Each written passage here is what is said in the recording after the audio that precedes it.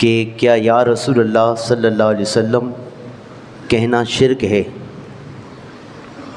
تو دیکھیں، نبی علیہ الصلوۃ والسلام کو یا کے ساتھ پکارنا دور سے اور نزدیک سے دونوں صورتوں میں جائز ہے۔ قرآن مجید میں بھی نبی علیہ الصلوۃ والسلام کو یا کے ساتھ اللہ تعالیٰ نے حضور کا ذکر فرمایا ہے، یا ایھا المزمل، یا ایھا المدثر، یا ایھا النبی۔ یہ قرآن مجید میں بھی یا کے ساتھ نبی علیہ الصلوۃ والسلام کا ذکر خیر آیا ہے۔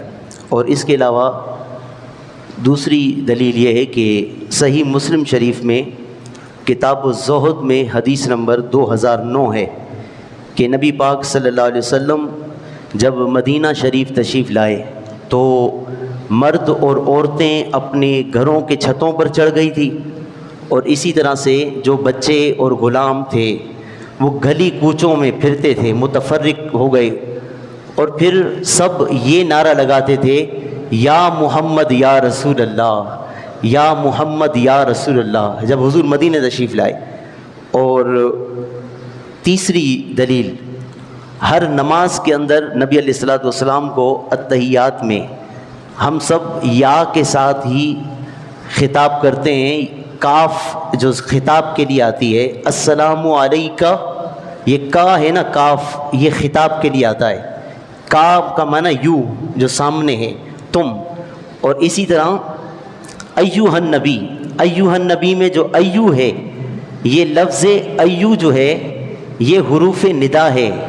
جیسے یا حروف ندا ہے نا، یا کے ساتھ کسی کو پکارا جاتا ہے، ایسے ہی ایو بھی اسی کے لیے عربی میں استعمال ہوتا ہے۔ یہ حروف ندا صرف یا نہیں ہے، یا کے علاوہ بھی حروف ندا ہیں، اور جو ایو جو لفظ ہے یہ بھی حروف ندا ہے۔ تو حضور علیہ الصلوۃ والسلام کو تو ہم ہر نماز میں تشہد میں بھی یا کے ساتھ پکار رہے ہوتے ہیں۔ اور پھر اس کے بعد ہو سکتا ہے کہ کوئی یہ اعتراض کرے کہ یہ تو نبی علیہ الصلوۃ والسلام کی زندگی مبارک میں حیات ظاہری میں یا کے ساتھ پکارا جاتا تھا، بعد میں بھی کیا کسی نے حضور علیہ الصلوۃ والسلام کو یا کے ساتھ پکارا ہے؟ تو سنیں اس کی بھی دلیل۔ سب سے پہلی دلیل تو یہ ہے کہ نماز میں التحیات جو پڑھی جاتی ہے، آج تک بلکہ قیامت تک ہر مسلمان نماز کے اندر نبی علیہ الصلوۃ والسلام کو ندا دے کر کے پکار رہا ہوتا ہے، السلام علیکہ ایھا النبی، ایک پہلی دلیل۔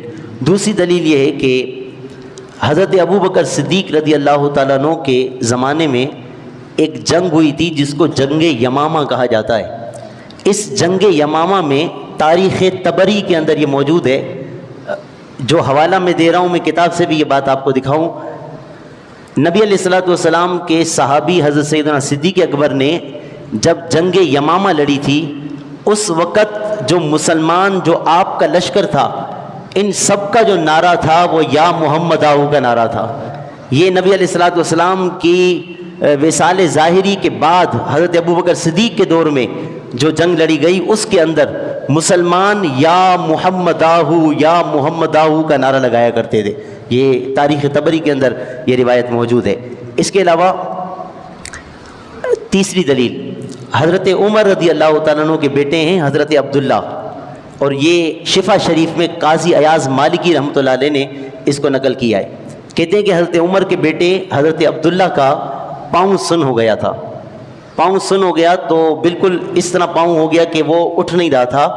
تو کسی نے کہا کہ آپ اس کو یاد کریں جو آپ کو سب سے زیادہ محبوب ہے، آپ اس کو یاد کریں جو آپ کو سب سے زیادہ محبوب ہے۔ حدیث کے الفاظ ہیں، آپ نے بلند آواز سے یوں پکارا، یا محمد آہو، یا محمد آہو۔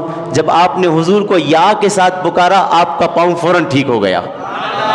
یہ تین دلائل کافی ہیں کہ نبی علیہ الصلوۃ والسلام کو یا کے ساتھ بھی حیات ظاہری میں بھی پکارا جاتا تھا، اور آپ کے وصال ظاہری کے بعد بھی نبی علیہ الصلوۃ والسلام کو یا کے ساتھ پکارا جاتا رہا ہے۔ دوسرا سوال،